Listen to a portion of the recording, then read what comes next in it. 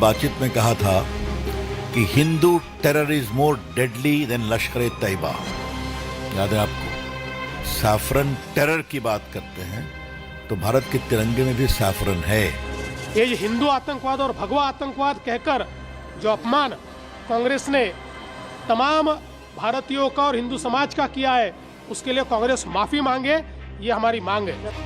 Congress makes a U turn over saffron terror. ये जो शब्द है धर्म आतंकवाद का नहीं होता, कांग्रेस पार्टी पहले दिन से कह रही है। Saffron terror narrative is now nixed, and it's a big focus on India first.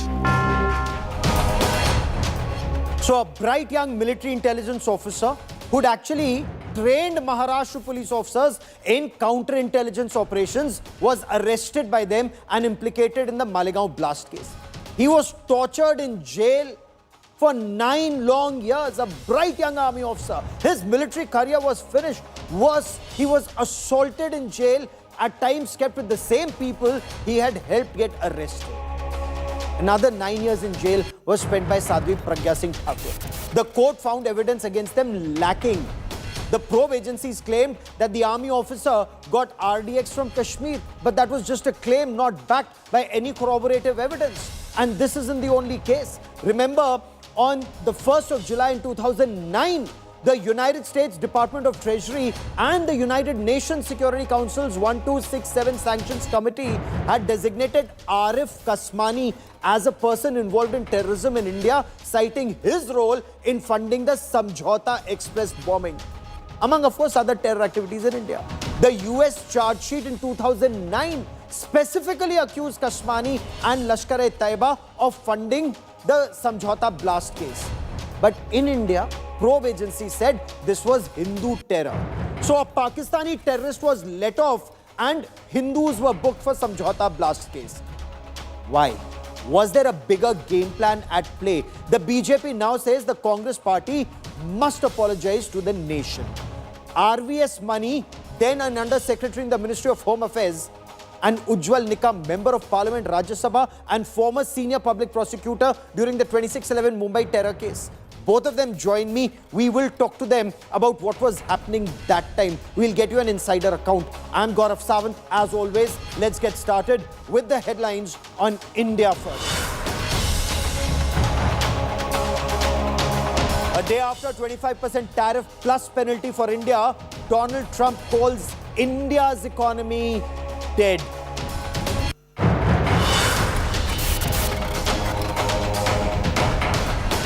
Commerce Minister Piyush Goyal makes a statement on Trump tariff in Parliament, says India's priority is securing the welfare of farmers, small businesses and exporters. Say India on our way to becoming the third largest economy in a few years.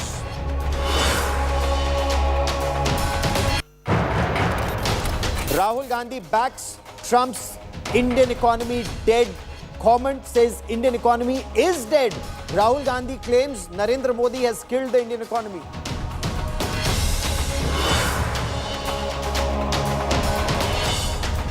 Intense war of words over 2008 Malegaon blast. BJP hits out at the Congress over the term saffron terror. Maharashtra Chief Minister says Congress must apologize.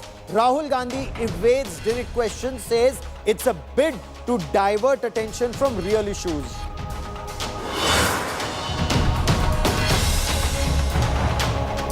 Dalit techie hacked to death in Tamil Nadu. DMK MP meets Kevin's family, lured and killed allegedly by the girlfriend's brother. Kevin's Kim blamed the girlfriend's family. Parents of the lady taken into custody.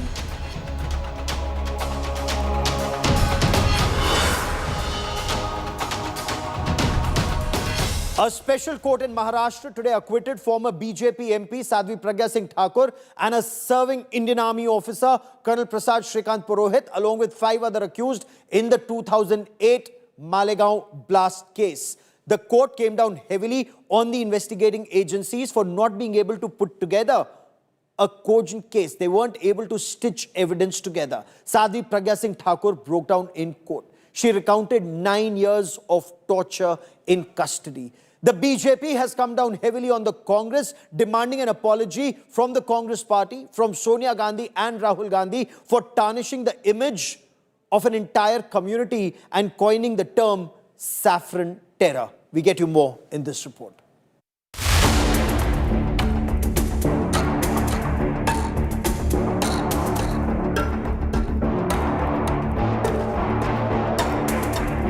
Malegaon, a blast that killed 6 and injured nearly 100. 17 years on, no convictions. The wounds of 2008 ripped open once again, as a fresh political storm brews over the verdict. Moments after the historic NIA court verdict, a visibly emotional Salvi Pragya Singh Thakur stepped out, teary-eyed, carrying the weight of a long-awaited vindication, saying saffron has won, Hindutva has won. A narrative, they say, has finally unraveled. As UP Chief Minister Yogi Adityanath put it, Satyamev Jayate. आप सोच नहीं सकते हैं कि आज मुझे कितना आंतरिक शांति प्रदान करने वाला ये फैसला है, लेकिन अब मैं ये चाहती हूँ कि पी चिदम्बरम, दिग्विजय सिंह, राहुल गांधी, वामपंथी, समाजवादी और कांग्रेस पार्टी के वो सब नेता जो भगवा आतंकवाद शब्द को गढ़ करके उसको सत्यापित कर रहे थे, आज उनकी चौराहों पर खड़े करके कौन सी सजा होनी चाहिए? मुसलमान आतंकवाद हम कहते हैं तो हिंदू आतंकवाद कहने की मजबूरी हो जाती है। तो नक्सलाइट कौन थे कि जाके आप मारे? कौन से मजहब के थे वो? इसीलिए आतंकवाद को आतंकवादी कहते हैं, हम कोई मजहब से नहीं बुलाते हैं। मगर ये छूट देना कि इस मजहब में कोई होते नहीं है, लेकिन हिंदू एक आतंकी नहीं हो सकता, ये कही जा रही है। ये मैं नहीं मानती हूँ, मैं नहीं मानती हूँ।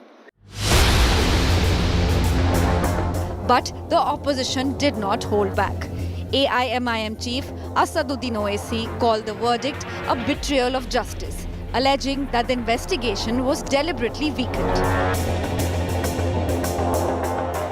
और तीसरा ये याद रखिए कि अगर साध्वी प्रज्ञा ठाकुर की मोटरसाइकिल पर ही वो बॉम्ब रखा गया RDX मिलिट्री ग्रेड, और NIA ने कहा कि उनके पास नहीं था वो। फिर मुंबई में जो ब्लास्ट हुआ था 1991 में, उसमें भी एक महिला के नाम पर एक वो गाड़ी थी, क्या बोलते हैं आपकी, मारुति वैन थी, जिसको ना चलाने आता था, उसको आपने कन्विक्शन दे दिया। ये हमको समझ में नहीं आ रहा।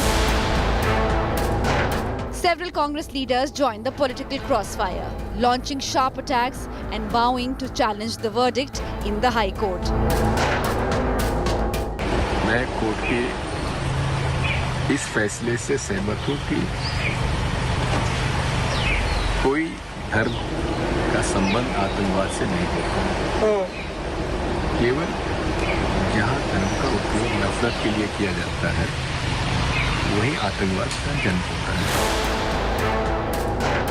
Even before the verdict was out, echoes of the saffron terror bogey were heard in the Rajya Sabha a day earlier. Malegaon reached the Rajya Sabha, where Union Minister Amit Shah reaffirmed that the saffron terror narrative was nothing but political fiction. Bombay का हमला, बम्बई के हमले के बाद आज ये दिग्विजय सिंह चले गए हैं। उन्होंने कहा है तो RSS ने कराया था। मान्यवर क्या बोल रहे हैं, किसके लिए बोल रहे हैं, किसको बचा रहे हैं, क्या कहना चाहते हैं? और हिंदू टेरर का सगुफा किसने छोड़ा? मैं आज दुनिया के सामने, देश की जनता के सामने गर्व से कहता हूं कि हिंदू कभी टेररिस्ट नहीं हो सकता। 17 years on, Malegaon's wounds haven't healed, as we still don't know who bombed the town. But the politics around it is nowhere near done as well. Bureau Report, India Today. Saffron terror, Hindu terror. How did this terminology come in the first place? Let me now try and get you an insider account. Someone who was in the corridors of power during the UPA era, RVS Mani joins me on this broadcast. Also with me is former senior public prosecutor and member of parliament Rajya Sabha joining us on the show, Ujjwal Nikam. But let me bring in RVS Mani first into this broadcast. Mr. Mani was former Under Secretary in the Ministry of Home Affairs. He was there between 2006 and 10. He's also the author of the book, The Myth of Hindu Terror, Insider Account of the Ministry of Home Affairs. Mr. Mani, welcome. Sir, you were an insider in the Ministry of Home Affairs, and some affidavits on counter-terror operations, including the Ishrat Jahan case, bear your signature. Why do you say Hindu terror is a myth, and does the verdict today actually vindicate your stand, sir? Two words, Satyameva Jayate. It is enshrined in our emblem, national emblem. Today it has been validated by the courts that any baseless, evidence-starved narrative being pumped will be dismissed with the court. Okay, they may take time because of various reasons, the procedures of the court, the pressure of the court, but certainly the truth prevails, truth wins. That's what is my take on this, very simply. Okay. Mr. Mani, specifically on the aspect of saffron terror or Hindu terror, why, as an insider of North Block during some of the years in the UPA era, are you of the opinion that this Hindu terror is a myth? What were your impressions? How was this floated, sir? There was never any saffron terror. There was certainly a concerted effort. See what happened in the Samjhauta blast case. It was a very unique case where our friend Arif Kasmani, who executed the attack, a Pakistani organized crime syndicate head, who had been outsourced the work by the ISI, he claimed that we have done this attack, whereas the Indian government was saying, no, it is a Hindu terror, our boys have done it. So there was a difference between that. He kept on using the US media and other international sources to highlight that it was Arif Kasmani's gang which has done it. But what happened in the interim period, within 14 days, all the people who were real perpetrators escaped into Pakistan and nothing happened to them. They went scot-free. Similarly, Makkah Masjid also, Sharifuddin and Muhammad Bilal had done it. But what happened? They were allowed to escape and some innocent people were hounded.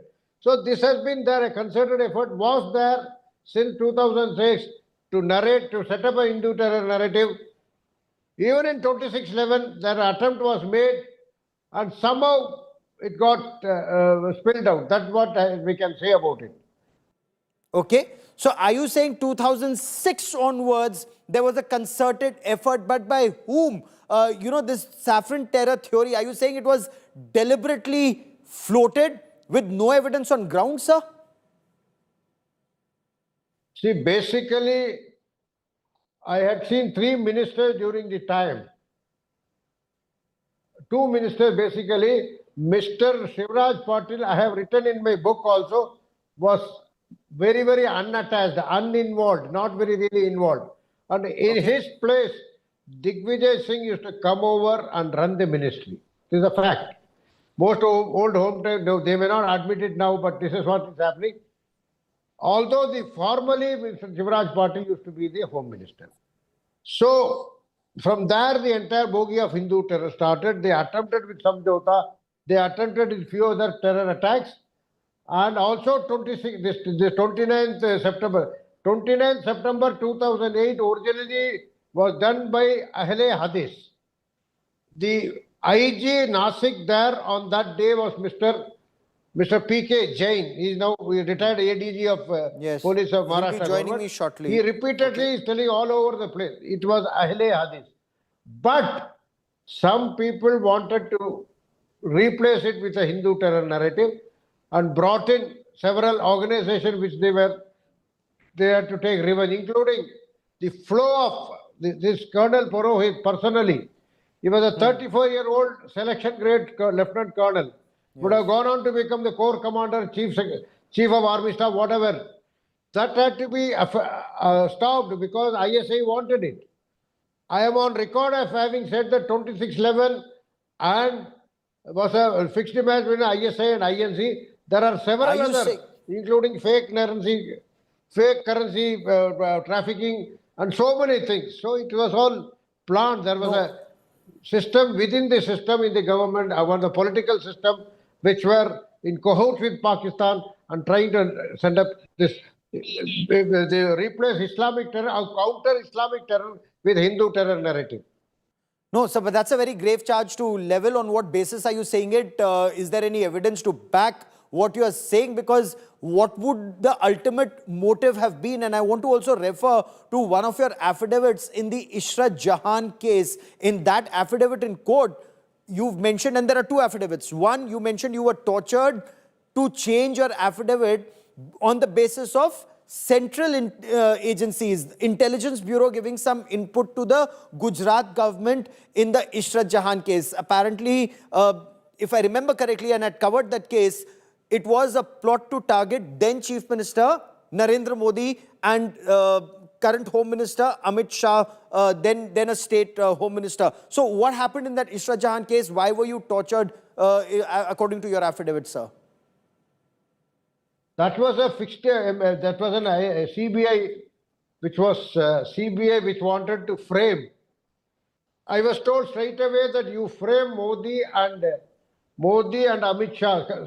They used the word Kali Dadi and Safed Dadi ko aap andar dal doge, aapko main ye de dunga, wo de dunga, all sorts of.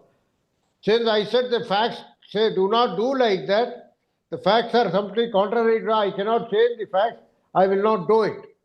So for that I was burnt with a cigarette by the then officer of the CBI or Gujarat cadre officer who was anti-Modi terrain. So it happened in 2013, yes. So as a serving officer, you were burnt with cigarette butts and you refused to change your affidavit to implicate Narendra Modi and Amit Shah. Sir, you joined me here on this India Today special broadcast. Many thanks. We will have a longer conversation. I quickly now want to cut across and invite on our broadcast newly nominated Member of Parliament Rajya Sabha Ujjwal Nikam. Sir, congratulations, former senior public prosecutor in the 2611 Mumbai terror attacks case. Mr. Nikam, I know you did not deal directly with the Malegaon blast case. You were the SPP senior special public prosecutor in the 2611 Mumbai terror attacks case. But I want to understand from you, sir, despite 2,642 long days of trial spanning over 7 years, 1,093 court hearings, examination of more than 323 witnesses, more than 10,000 exhibits, the prosecution failed to secure a single conviction. All let off. So who is to be blamed for this extensive legal process? Because now we don't know who carried out the Malegaon blast. Gaurav, let me express my sincere thanks to you for congratulating me on camera. But so far as the present case is concerned, let me make it clear that I have not conducted that case at all. Yes. But yes, I came to know that the judge of the court has passed serious observation in the judgment for failure of the prosecution to establish the guilt of the accused. Now, we have to keep in mind the whole case rests on the circumstantial evidence, and the court had observed that the prosecution has utterly failed to prove the guilt of the accused, and even the chain has been disconnected at many aspects. Now, what the court has observed also, that the involvement, actually the ULP Act was invoked, and the court has seen that there was no material to invoke the said provisions of the ULPA. Now, this is second thing. Now, most of the witnesses did not support the prosecution. They came in the court and they said that we had not given a statement like this, what has been recorded by the ATS, that is the investigating agency, the first investigating agency. Yes. Now, if this is the true, then I think it is not a failure of the prosecution, But I'm worried, Gaurav, let me tell you very frankly, as an independent citizen of this country, that through this case, the politicians had introduced the saffron terror, and by introducing this phraseology, they had created a rift between the one religion and other religion. This is the most shameful, and I must say on camera, I must condemn such attitude of the some politicians, and some politicians have played the game like this.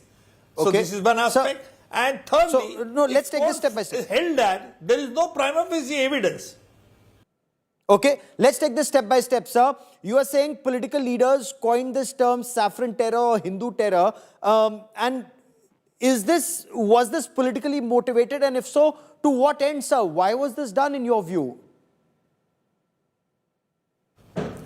Say, prima facie, if the court has seen a number of these cases, there is no prima facie material, and it means that the investigating agency were asked to do in a particular manner.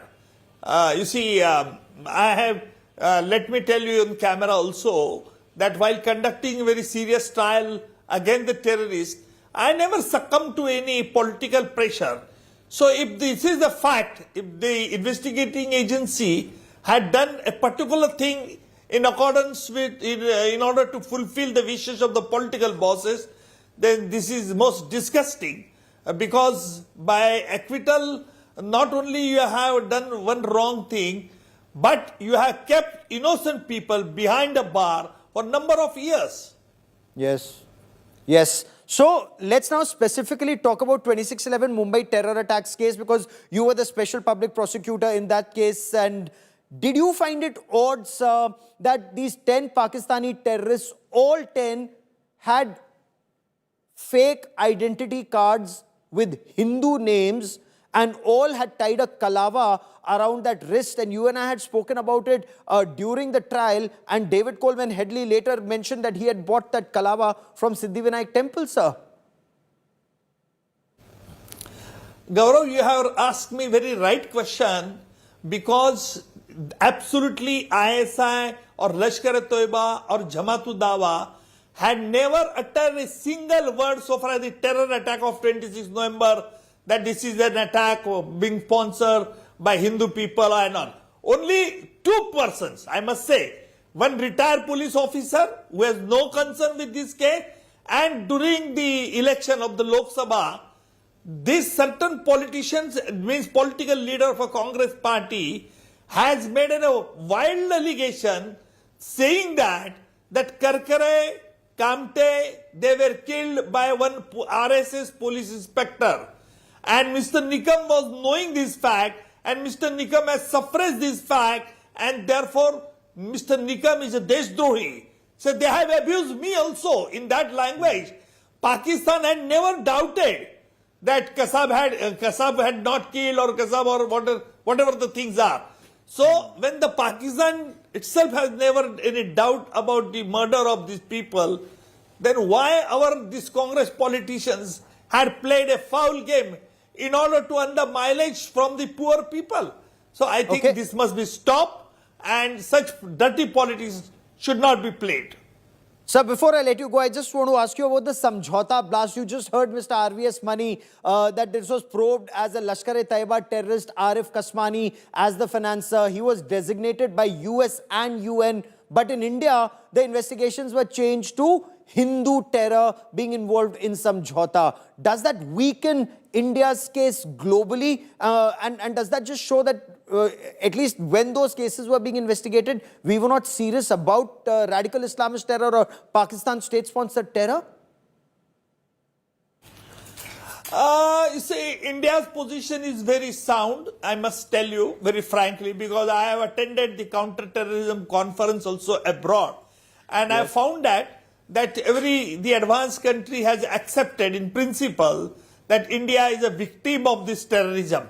But unfortunately, some politicians are playing a foul game in blaming a particular community that this community has done, this community has done. So I think no criminal has any caste or race or religion. And I think this is a very bad tendency which has been developed. But I am sure that because of this judgment of the case, the politicians will take a good lesson. Let me now throw it open for wider discussion at a time. And Mr. Nikam, many thanks for joining me on this special broadcast. Joining me now on the show is Mr. P.K. Jain, former Additional Director General of the Maharashtra Police. Saral Patel represents the Congress party on this broadcast. Tuhin Sinha represents the BJP. Saral Patel, you've heard the BJP. It's come out all guns blazing, saying the Congress party, Sonia Gandhi and Rahul Gandhi, must apologize for this term saffron terror and floating the bogey of Hindu terror, sir. Gaurav, before I quickly answer your question, I would like to say, as an Indian, not as a spokesperson of any party, that today's day when US is humiliating India by slapping 25% tariff on us, by the kind of language that Trump has used, it would have been fitting if the subject of this debate was around our failed economic policy, that's coming up on India Today. I've asked you a specific question. I want you to answer that, sir. Let me decide what goes on my show, sir. I'm just pointing this out as your viewer Sure. and as a citizen of a country. Coming back to your question, let me make it categorically clear. It's Congress party's stand that terror, any sort of terror, has no color, has no tilak, has no topi, has no religion. The the term that you are using has been coined by the BJP MP right now, Mr. R.K. Singh. So it's fitting the BJP asked this question to its own MP, that why did he coin that term during his tenure as Home Secretary, and why even after that they rewarded him with the cabinet ministry. Coming back to the Malegaon acquittal, so I don't think it's a closure. It's a confession that politics has trampled justice. And this is not just an allegation, it's a record. It's on record that public prosecutor Miss Rohini Salyan has said that she was asked to go slow in this case by NIA in 2015. The case was under investigation from 2008 onwards. NIA came into the picture much later. And anyway, Tuhin Sinha wants to come in. Tuhin Sinha, why should the Congress apologize if the probe was faulty from the word go and the accused were let off for lack of evidence? The allegations are that once the BJP government came in power, as Saral Patel says, that the moment the BJP government came, Rohini Salyan was asked to go slow on this case, sir. So the case was deliberately weakened. Well, good evening, Gaurav. Good evening, everybody. On a day when Rahul Gandhi, when he spoke outside Parliament, he should have profusely apologized to the nation for concocting the saffron terror narrative. He ends up abusing India again. This has been the reality of the UPA era. Let me put this on record, and in fact, you are one of the journalists who would agree with me. From 2006 onwards, there are multiple terror cases where investigation was deliberately botched up in the early stages. That includes the 2006 train blast in Mumbai, that includes the 2007 Samjhauta Express blast, that includes another blast in Hyderabad in the same year in 2007, and that includes 2008 Malegaon blast. Now, the question that needs to be asked is, why was Congress ultra soft towards Pakistan-based terror groups? That is because they didn't have the ability to take on Pakistan, the gumption to take on Pakistan. So instead, the best alternative for them was to concoct a vile and spurious narrative of saffron terror. And this narrative went on for the next 7 years till the time they were in office. If in 2015 a certain judge has been asked to go slow, I'm not sure, because Congress is an expert in concocting, in misrepresenting facts, but that is only because of the anomalies that were already piling up on the case since the last 7 years, in all of the 7 years that the UPA is in power. And by the way, Chidambaram, in a conference of DG Police in 2010 has used the word Hindu terror. Sushil Kumar Shinde, whose daughter, by the way, just 2 days ago called Operation Sindoor a tamasha, was again somebody who would frequently use the word saffron terror. So these people are deliberate culprits. They have been, shielding Pakistan-based terror groups from then, and they continue to do so even after Operation Sindoor, which you have seen in the last few days. Patel, of course, says the then Home Secretary was rewarded by the BJP, made a minister and a member of parliament when he joined the BJP and had used the word saffron terror. But Mr. Jain, I want to stay on the point of investigations for a moment. Were the investigations tainted from step one? The initial team had arrested a different set of suspects. Mr. Jain, you heard RVS Mani, who spoke of Ahle Hadith, followers of a certain group who had been taken into custody. The Maharashtra ATS arrested a different set of suspects. The NIA court ruled that the prosecution failed to prove a case, citing not just not being able to stitch together case, but also citing defective sanctions, unauthorized phone call interceptions. In your appreciation, what investigative lapses or external pressures during the probe, ATS probe, NIA probe, that may have weakened the case, weakened the evidence leading to this acquittal, sir? Gaurav, thank you very much for inviting me here. See, this observation was made by Mr. Mani about the 2006 case. Yes. 2006 case, there was a different set of accused who were actually charge sheeted. And this investigation was carried out by the local police first, and then by the ATS, and subsequently by the CBI and NIA. Yes. The second case was of 2008. Now, I'll tell you about the 2006 case first. In this case, all these accused who were charge sheeted, subsequently, when the 2008 case was being investigated, and all these people, Sadhvi, Pragya, Colonel Purohit, and all these people were roped in. So after that, the original accused in the 2006 case were discharged. Let off. And yes. These people were made the accused in this in the 2006 case. With the result that the 2006 actual accused against whom a whole lot of evidence was available, they were left scot-free, and the people against whom there was not an iota of evidence, which now after today's case judgment, it will be absolutely crystal clear, against whom there was not an iota of evidence, were made accused, and they will also go scot-free in that case. That case has yet not been decided. Now, coming to 2008 case, I was IG security by that time. I was no longer IG Nasik. But since we were in the headquarters, we got to know of the progress in the investigation, and everything happened. Now, it's a fact that these accused were booked. They were involved in this case deliberately. Now, this narrative started sometime in the year 2008 when they wanted to, the bogey or the narrative of the Hindu terror or the saffron terror was being promoted. This happened in 2008 case of Malegaon. This happened, the same thing, Mr. Mushrif, who was one of our ex-IGs, yes. He wrote a book about the RSS conspiracy. He then RSS yes. Then there was another book launch where Mr. Digvijay Singh was very categorically said something about the Hindu terror and the Bhagwa Atankvad. So all this bogey was created right from 2008 to 2013. They kept on repeating the same allegations, arguments. There was not an iota of truth.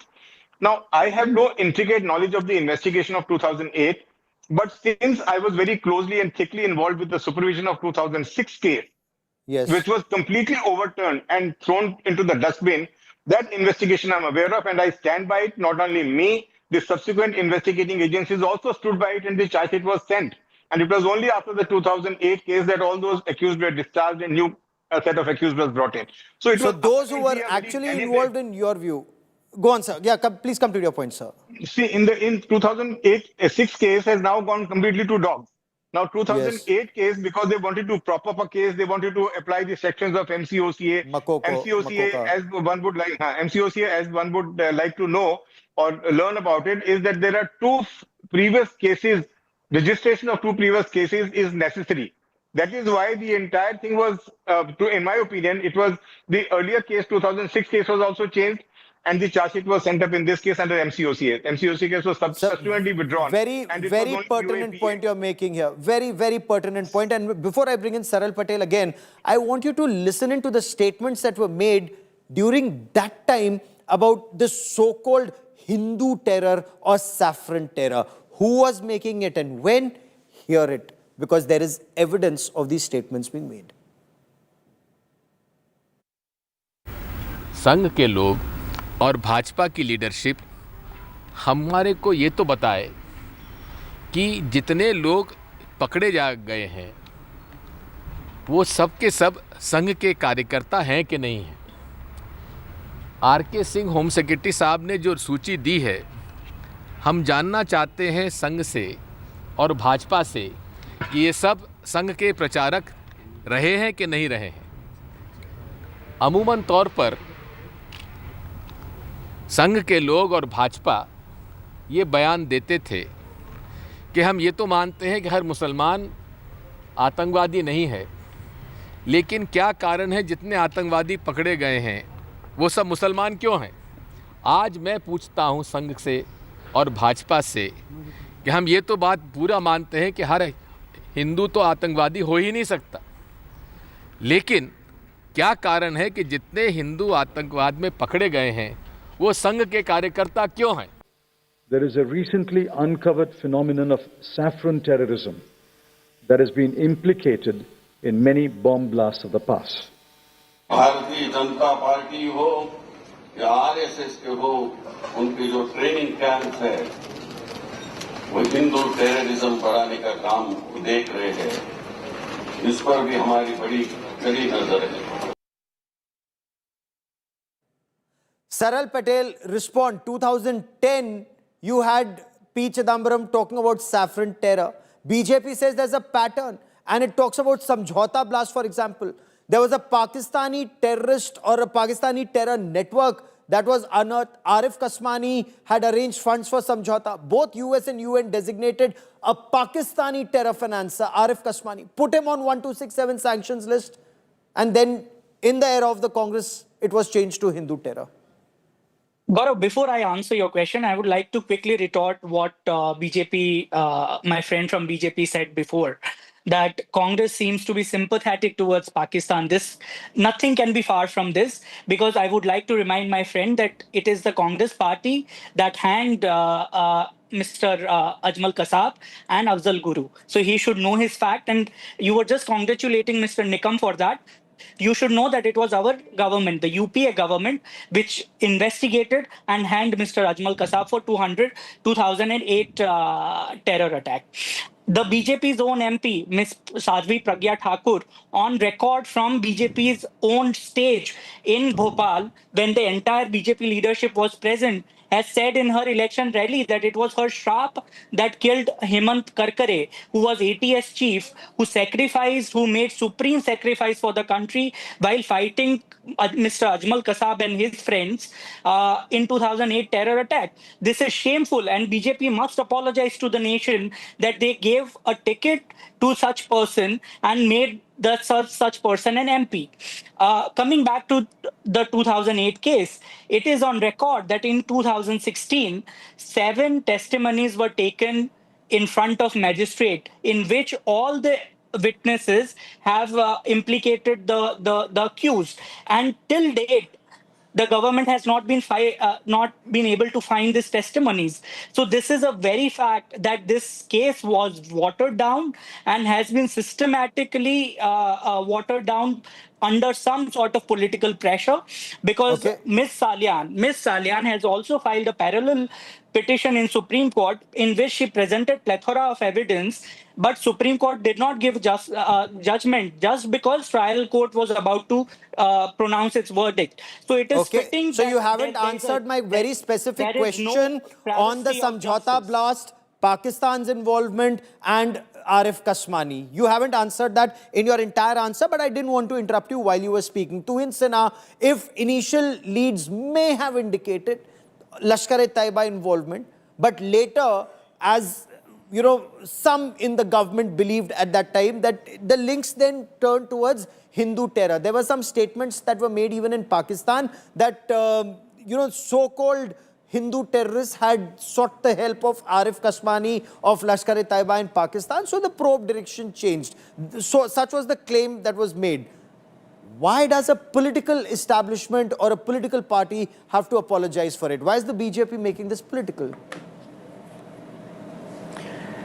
No. So are you are yourself suggesting, Gaurav, that Congress has been borrowing its agendas from Pakistan for the last 2 decades? Who was the person who apparently went to US embassy and said that, Hindu extremism is a bigger danger to the country than LET?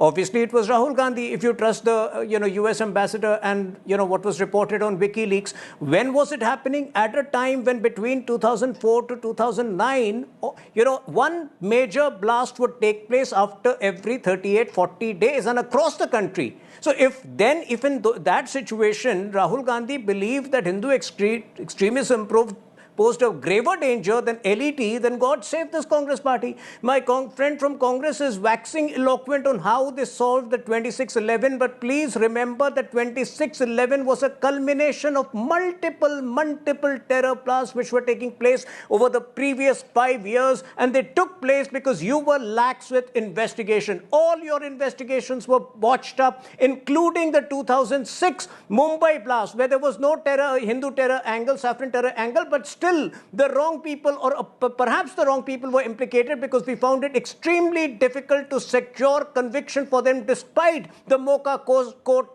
convicting them in 2015. But these initial botch-ups in your investigation, whether they were deliberate or accidental or due to your incompetence, they encouraged terrorists throughout to carry out a series of unending blasts across the UPA era. That is the difference today. And now when you are in opposition, you still continue to peddle the Pakistan agenda post-Operation Sindoor.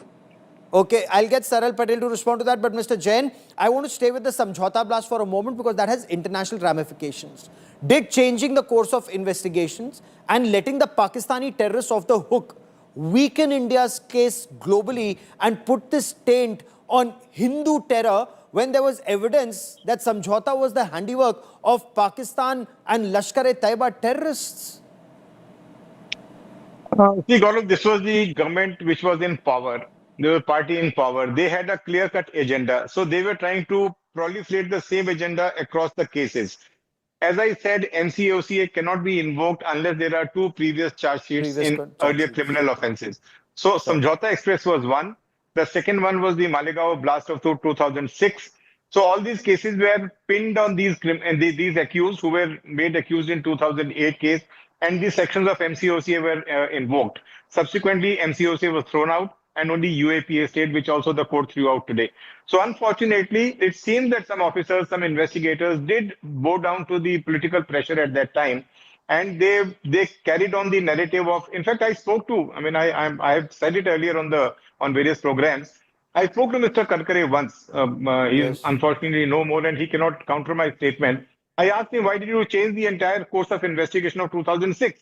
He said, no, sir, we got some other leads into the case and that's why we have reopened the case and given further evidence to the court. I know there was not an iota of truth in what he said, because the fact is that when I was there, ATS chief was there, central agencies had come, NTRO people had come, and we were all doing a joint investigation. Everybody was in sync with the investigation, saying that the people whom we had arrested were the actual culprits, were the actual accused. So apparently, it may have caused a little embarrassment to Bharat on the international arena by the claims of the Hindu saffron terror, etc., etc.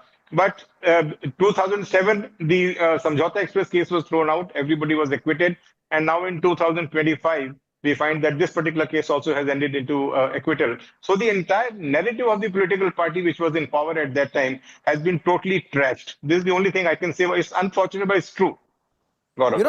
I'd covered some of these cases on ground, and it was just unbelievable that we were covering these cases from day one. Initially, it would start off as Lashkar-e-Taiba, and it was Arif Kasmani, and this was the handiwork of Lashkar-e-Taiba, and suddenly Hindu terror bogey came into these investigations. In fact, I was anchoring one of those days the day it had happened. But I also want to, I've run out of time on this part of the show, but Saral Patel will get you back and Tuhin Sinha and Mr. Jain to talk about what RVS Mani just said. RVS Mani had sent an affidavit in the Ishrat Jahan case. Again, that was a case I had covered. In the Ishrat Jahan case, the Intelligence Bureau in Delhi sent out leads on Ishrat Jahan and the Pakistani Lashkar-e-Taiba module. that there was an attempt to assassinate then Gujarat Chief Minister Narendra Modi. We'd covered that case. And suddenly he signed that affidavit. Later he was forced to change that affidavit and tortured because he did not change that affidavit. That central agency sent no leads. What was happening in the Ministry of Defense, in the Home Affairs at that point of time? And my big question is, 11 years Narendra Modi government has been in power, Amit Shah as the Home Minister. Was that investigated? And if not, why not? And if people were playing with terror, with national security, will action be taken against them, or will it just remain a political case? We'll track that story very closely. To all my guests, many thanks for joining me. I need to slip into a quick break here. But when we come back on the other side of a break, we will talk about Rahul Gandhi saying that Donald Trump is right, Indian economy is dead. What's the factual position on India first? We get you facts first.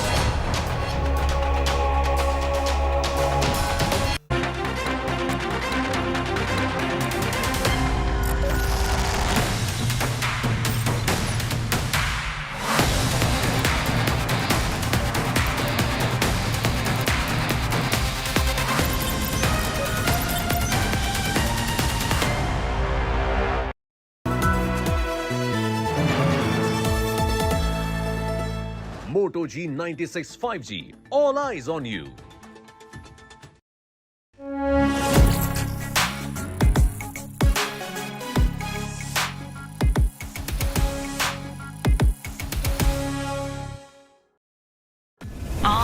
How is he always winning?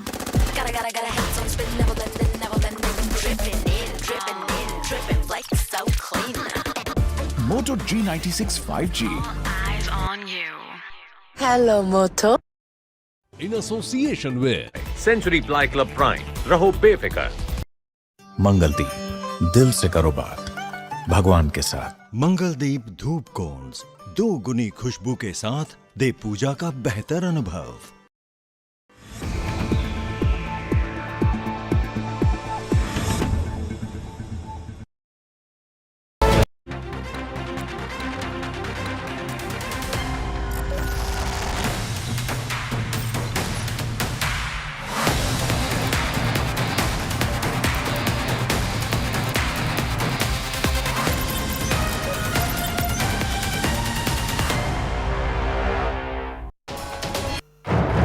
Union Commerce Minister Piyush Goyal in Parliament today said that from the fragile 10 years ago, India today is now amongst the top 5 economies of the world, on our way to becoming the 3rd largest economy of the world.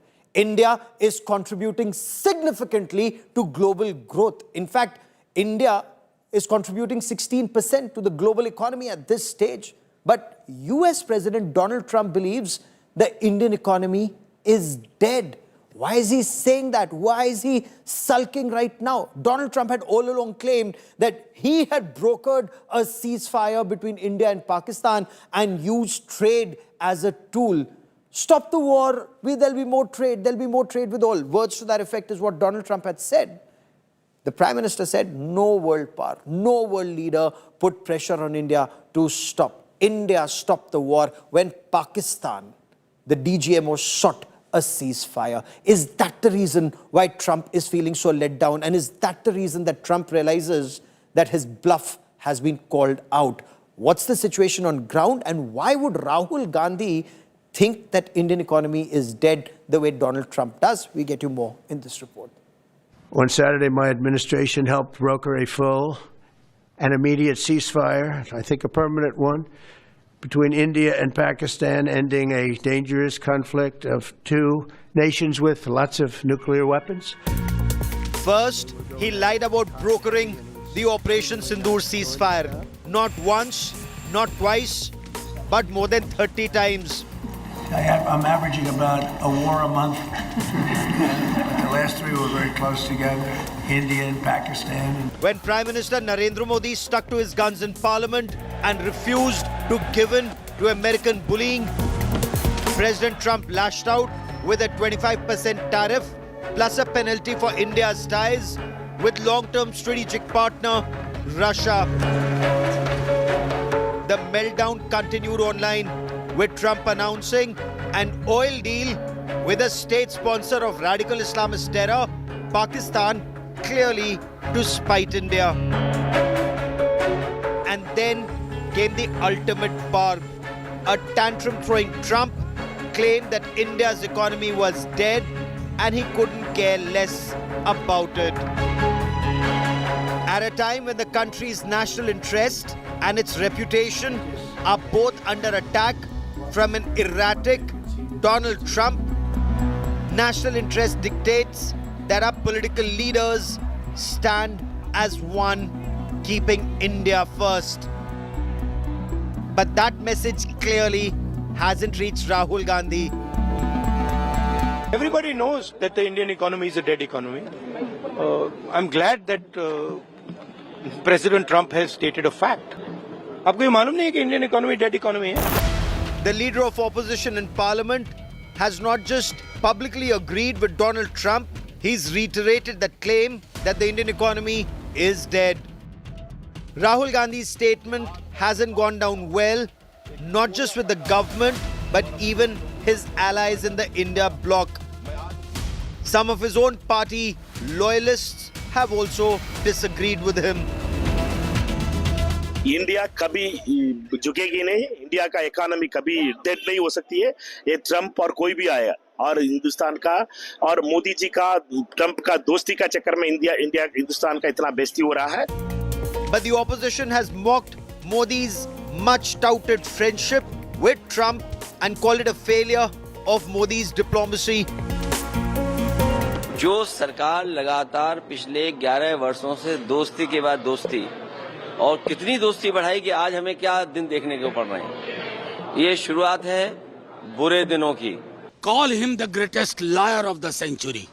उस प्रस्ताव को स्वीकार करिए. ये व्यक्ति आपे से बाहर हो रहे हैं और ये हिंदुस्तान की किसी सरकार को डिमीन नहीं कर रहे हैं, हिंदुस्तान को डिमीन कर रहे हैं. The government has assured that talks are ongoing and the Modi government is working for the nation. सरकार हालिया घटनाक्रम से होने वाले प्रभावों का परीक्षण कर रही है. वाणिज्य एवं उद्योग मंत्रालय निर्यातकों और उद्योग सहित सभी हितधारकों से संवाद कर इस विषय पर उनके आकलन की जानकारी ले रहा है. Criticizing the government's policies, the opposition's right and responsibility, but by throwing India's economy under the bus, has Rahul Gandhi crossed a line? With Piyush Mishra and Aishwarya Paliwal, Bureau Report, India Today. So on India first, it's always facts first. We don't want to talk about what Donald Trump may think we're a dead economy or Rahul Gandhi may think we're a dead economy. What's the factual position? Siddharth Zarabi, Group Editor, Business Today, joins me on this special broadcast. What's the ground reality on Indian economy today? And do these statements impact investor confidence at all? Well, Gaurav, we heard a very clear response from Commerce Minister Piyush Goyal in Parliament to that specific issue of the Indian economy supposedly being a dead economy in the eyes of President Donald Trump. And Commerce Minister Piyush Goyal, in the statements that he read out, both in the lower house and the upper house of Parliament, made it very clear that in fact, India's economy was doing far better than many other economies globally and was clearly on the path towards becoming the third largest economy. But the broader point on investor confidence, I don't think any serious investor globally would take note of such offhanded remarks which have perhaps been delivered with a tinge of frustration. At least that's what a lot of experts, including in the United States, are saying, and are not really linked to any economic fundamentals and data. Okay. The overall issue of the purchase of Russian oil is, again, remember, not a new issue. So the manner in which it has been brought up is perhaps more questionable because there is absolutely no substance in claiming that India's economy is a dead economy. Much in contrast to many advanced economies, our growth rate far outpaces theirs. Of course, They have had decades and hundreds of years of, in fact, exploiting natural resources all over the world to have a much higher economic base. But in terms of the growth rate, there is absolutely no basis for this claim by President Donald Trump. We're described as the bright spot globally, seen as the engine that will spur the world if we stay the course on our way to being the third largest economy. There are many things that need to be improved, but many things that are on the right track. So hence that question, why this frustration? We'll track that story very, very closely. Siddharth, many thanks for joining me. That's all I have for you on India First this evening. Many thanks for watching. News and updates continue on India Today. Rajdeep Sardesai up next with the news today at 9. Stay with us.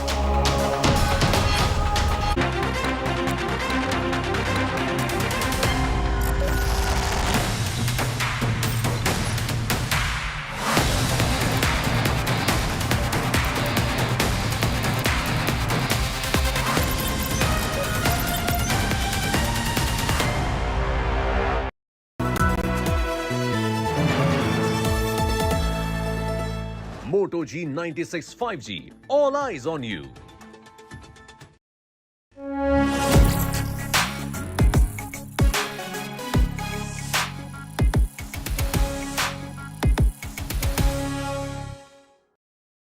Mangaldeep दिल से करो बात भगवान के साथ। मंगलदीप धूप cons 2 गुनी खुशबू के साथ दे पूजा का बेहतर अनुभव।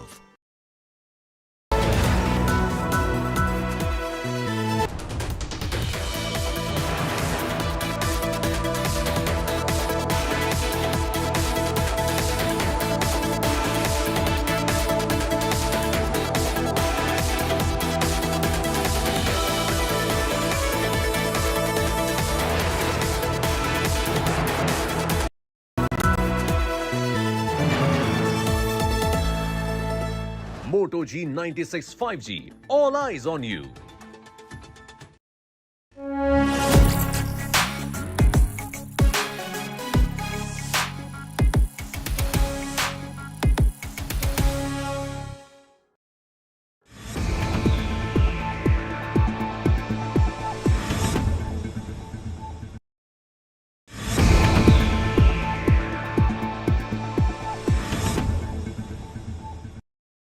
So sorry.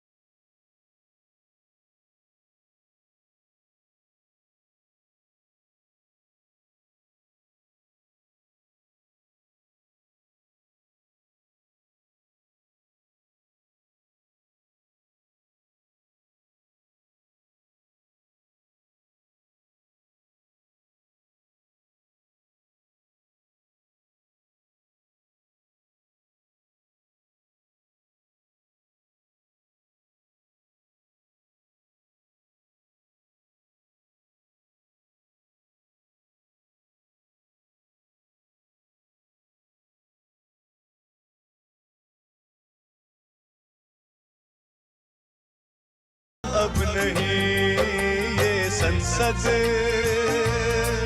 और ये पद मेरे काम का नहीं, मेरे काम का नहीं। Presented by JK Tire Puncture Guard. Say goodbye to flat tire.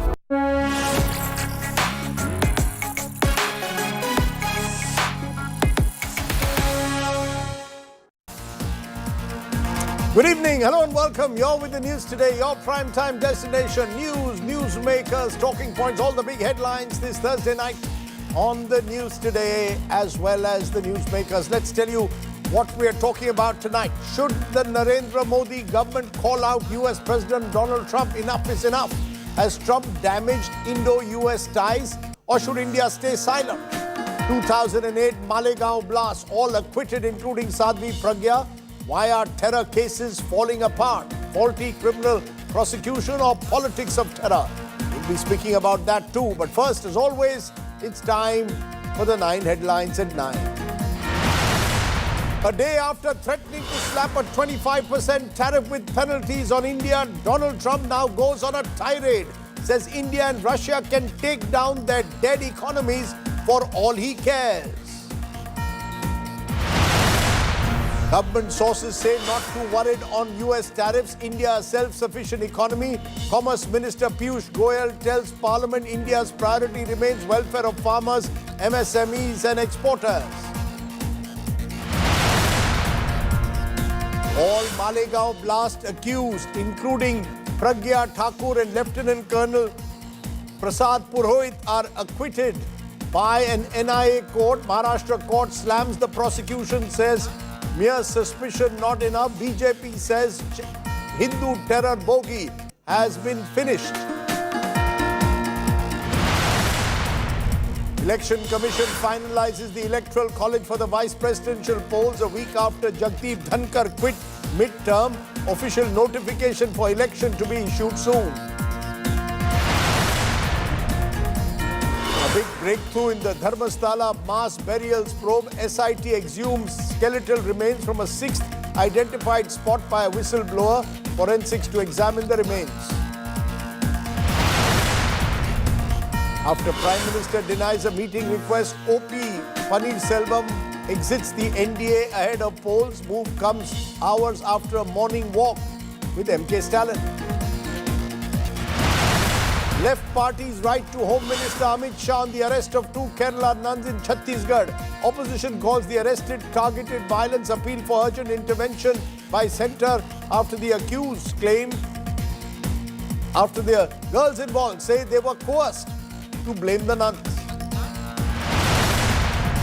Air India Delhi-London flight aborts takeoff at Delhi airport due to a technical snag. Passengers deboarded, plane undergoing checks. And India get off to a wobbly start in a rain-disrupted first day of play in the crucial final test match against England at Oval. No Kuldeep Yadav once again. Karun Nair makes a comeback.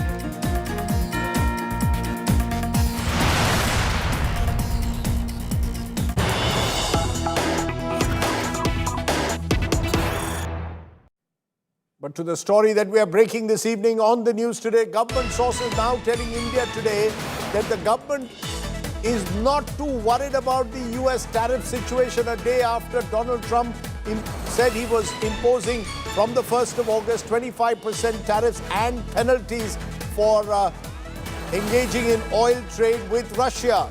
India is not going to retaliate to Donald Trump. Silence is the answer. Whatever we do, we will do on the negotiating table.